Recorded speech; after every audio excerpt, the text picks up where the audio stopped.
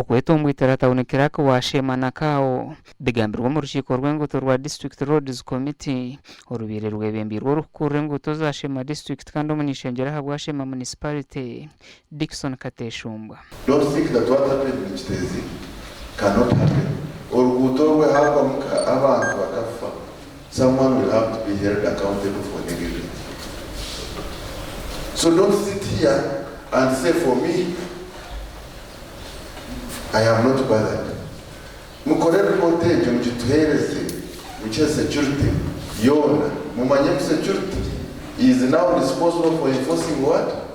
Kateshumba garukire yaragira polisi okukwata abamu mbebembezi n'abakozi ba gavumenti abarakurya n'abavugi b'ebimotoka ebihango ebirukushisha obuhangazi bw'enguuto. You know yourselves, we are here leaders not being honest. Personally, those trucks, they went through someone, asked whether they should come and see me. They told them you are wasting your time. We know some leaders, twagiraho meeting, babavugana, bafuna kubafuna, and that's why there has not been any solution. Changirwe nguzimwa hanguto nkorwo kuruga kagatu kutemba kihara norwo kuruga kwa kabaka rukaza kirugu mpaka nyakashogo muri Sheema South ziriyo mu mberambi nuko kuziteraho sente zaho naho. We were really saying, I think I discussed it with you, Mr. Engineer, that let it be an emergency thing, so that these people should not cry all the time. They never voted for the MPs, even for the LCs, and it is on record. Arengute zitaka huire zabantu bembategateka ngo bazigereho konka okorengute zirumwe bishara nubanza ochimusya ocherezo bwire chikigana ojogaruko chikora. Well, I need so many culverts, but you haven't installed them and you don't have the budget for them, but you have already done the road.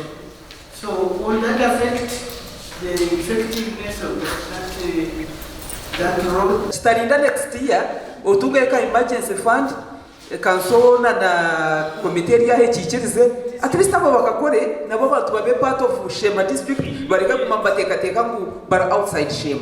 Habarushireho butichereza na habwo kwenda endagano bakozere na ministry y'ebyesente ngo kizimbe cyabo cyombe kwa ba UPDF engineering brigade batyo bakanga bakachaba engineer babo ekiresere na sente zabo rayo. UPDF brigade ni achombeka nimo babakora mistake kiryo musinja wa it's a very big shame, very big shame. You got the same money keza municipality, but you go and see what is happening.